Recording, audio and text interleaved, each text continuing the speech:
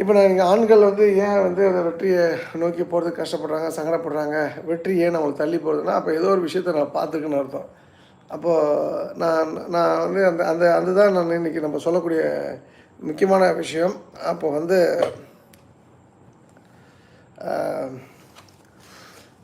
Wife happy life happy, இது நான் சொன்ன விஷயம். ஒய்ஃப் இஸ் லைஃப் அப்படின்றது தான் வந்து ஒரு ஒரு ஆணுக்கு தாரக மந்திரமாக இருக்கணும்.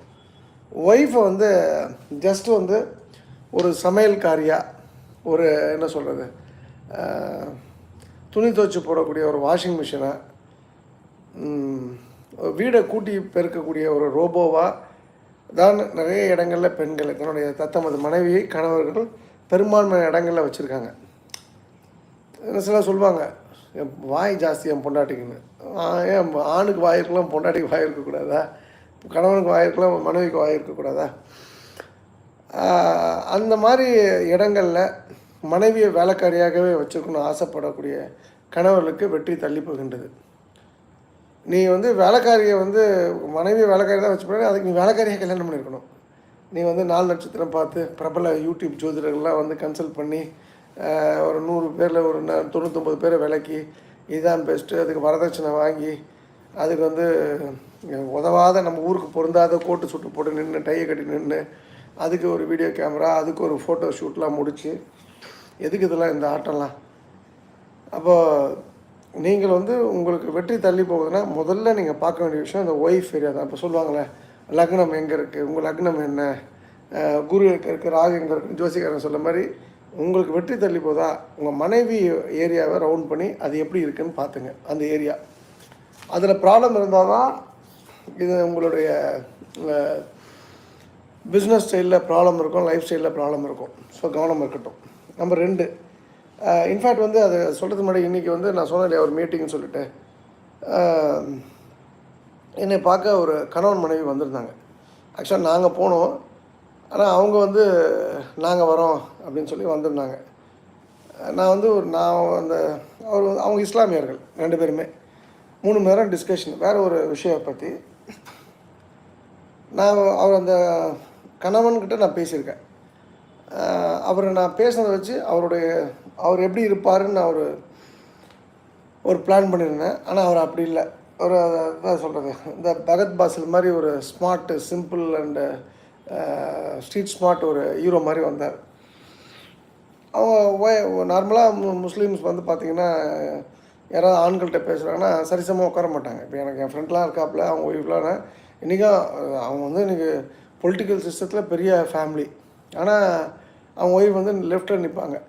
ஏதாவதுன்னா அந்த புர்காலாம் போட்டு அந்த காதெல்லாம் மூடி, அண்ணா என்ன வேணுண்ணே, என்ன சாப்பிட்றீங்கண்ணா, அண்ணா இது விஷயம்னா நீங்கள் சொல்லுங்கண்ணே, நீங்கள் தான் சொன்னால் கேட்பாருண்ணே அப்படின்லாம் அவங்க ஒய்ஃப் சொல்லுவாங்க. ஒழிய உட்காந்து இது வரைக்கும் நான் பேசுனது எனக்கு ஒரு 15-16 வருஷம் பழக்கம் உண்டு. ஆனால் இவங்க வரும்போதே வந்து ஏதோ ஒரு இந்த பழைய நடிகர் ரேவதி நடந்துற மாதிரி கேஷுவலாக வந்தாங்க, கேஷுவலாக உட்காந்தாங்க, கேஷுவலாக பேசினாங்க. இந்த மொமெண்ட்டை பக்கத்து நெக்ஸ்ட் டோர் கேர்ள் மாதிரி, என்னோடய வயசு ஒரு வயசு பெரியவங்க, அவங்க ரொம்ப சிம்பிள் அண்டு ரொம்ப ஒரு வெரி குட் டிஸ்கஷன், நல்லா இருந்தது. நான் ஒரே கேள்வி கேட்டேன், சார் நீங்கள் ஒய்ஃபோடு நல்லா பேசுவீங்களான்னு கேட்டேன். ஆமாம், என் ஒய்ஃபோடு தான் பேசிகிட்டு இருப்பேன் அப்படின்னு சொல்லி சொன்னார். எப்போதுமே ஒய்ஃப் தான் அப்படின்னு சொல்லிட்டு. அதாவது அவர் வந்து இன்றைக்கி ரொம்ப சக்ஸஸ்ஃபுல் மேன். அந்த வந்த நபர் அவரோட சொந்த தொழிலில் நினைத்து பார்க்க முடியாத உச்சத்தையெல்லாம் அவர் வந்து அந்த தொழிலில் தொட்டிருக்கார். அப்போ அதுக்கு காரணம் என்னென்னா, ஒய்ஃபை நல்லா வச்சுருக்காரு அப்படின்றது தான் அதில் வந்து உள்ளே புதைந்திருக்கக்கூடிய விஷயம். எனக்கு தெரிஞ்ச வரைக்கும் சிலர்லாம் சொல்லுவேன், கணவர் வந்து இருக்கார், மனைவி இருக்காங்க, உங்கள் மனைவி இறந்து போயிட்டாங்கன்னா ஒரு நாள் கூட நீங்கள் உயிரோடு இருக்க மாட்டீங்கன்னா நான் கேட்டிருக்கேன். ஆனால் இவங்க விஷயத்தில் அவங்க கணவர் இல்லாமல் அந்த அம்மாவில் உயிரோடு இருக்க முடியாது. அது ஒரு மாதிரி ஒரு ட்ரிக்கி லவ். அது பயங்கர ஒரு அந்யோன்யமான ஒரு கப்புளுக்கு தான் இது போல் விஷயங்கள்லாம் இருக்கும். ரொம்ப ரேர் இப்படிலாம் வந்து கப்புள் பார்க்குறதுக்கு.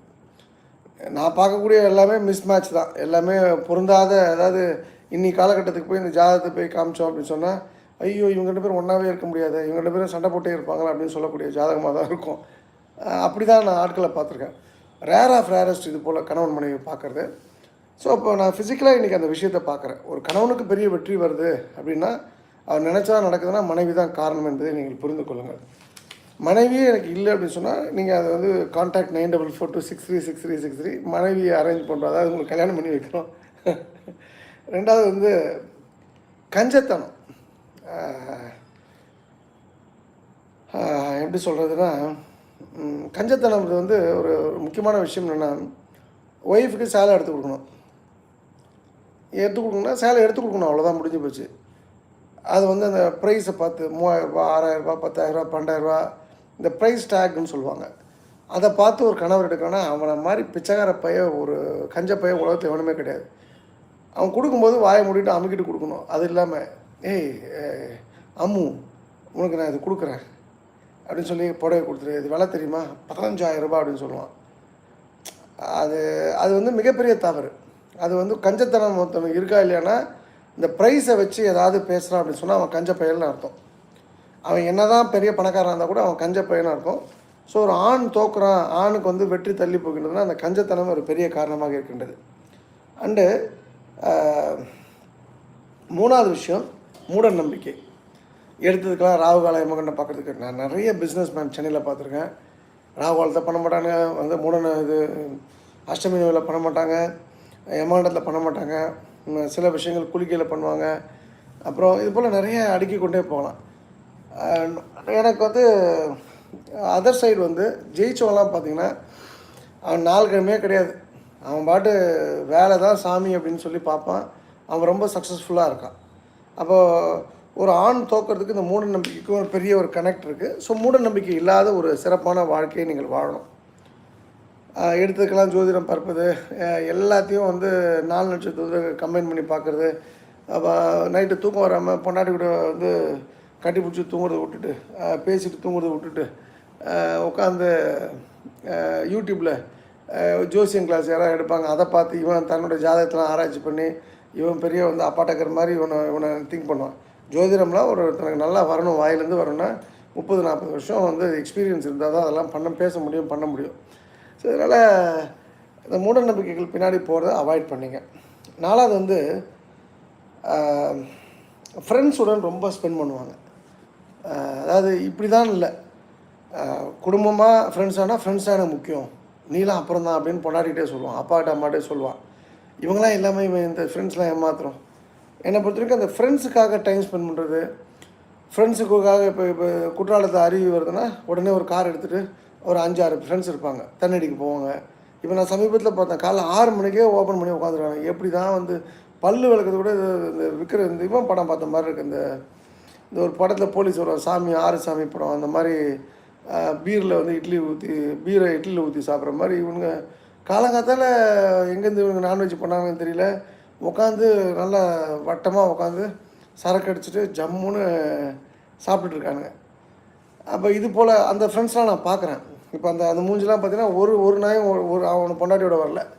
அப்போ இவனுக்கு வந்து என்னென்னா, இவங்களுக்குன்னு தனி உலகம், அது நண்பர்களோட, இது ஃபேமிலியோட, இதெல்லாம் தவறு. நீங்கள் உங்கள் ஃபேமிலிக்காக நேரம் ஸ்பெண்ட் பண்ணணும். நண்பர்களுக்கு ஸ்பெண்ட் பண்ணலாம், ஃபேமிலி இருக்கும்போது ஃபேமிலி விட்டுட்டு நண்பர்களோட போகிறது மிக தவறான விஷயம். அப்புறம் வந்து எவன் சொன்னாலும் கேட்க மாட்டேன், எவன் சொன்னாலும் கேட்காதது என்கின்ற ஆட்டிடியூட் ரொம்ப தவறான பழக்கம்.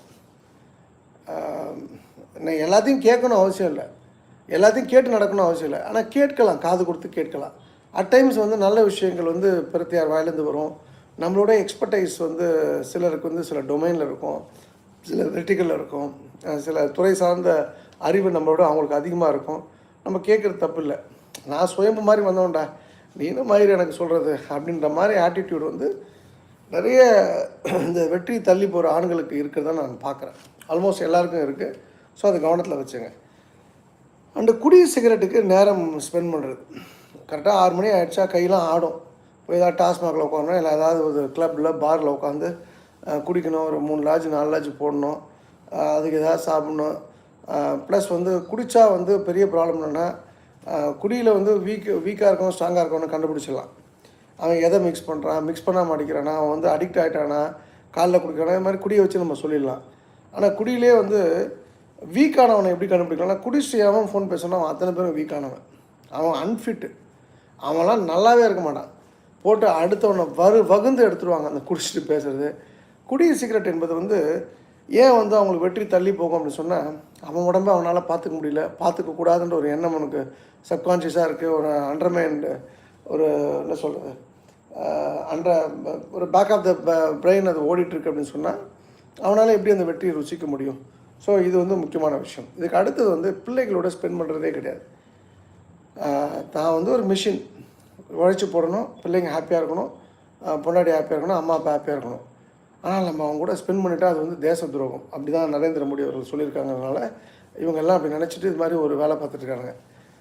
உங்கள் ஃபேமிலியில் வந்து ரொம்ப ரொம்ப முக்கியம் அந்த பிள்ளைகளோட நேரத்தை ஸ்பெண்ட் பண்ணுங்கள். காதல் திருமணம் நீங்கள் அவாய்ட் பண்ணணும்னு ஆசைப்பட்டீங்கன்னா, எந்த குடும்பத்தில் குழந்தைகளோட நேரம் அதிகமாக செலவிடப்படுகின்றதோ அந்த குடும்பங்களில் காதல் திருமணம் நடப்பதே இல்லை. நடப்பதற்கு வாய்ப்பு 0.0001% கூட கிடையாது என்பதை நான் ஆணித்தரமாக சொல்கிறேன்.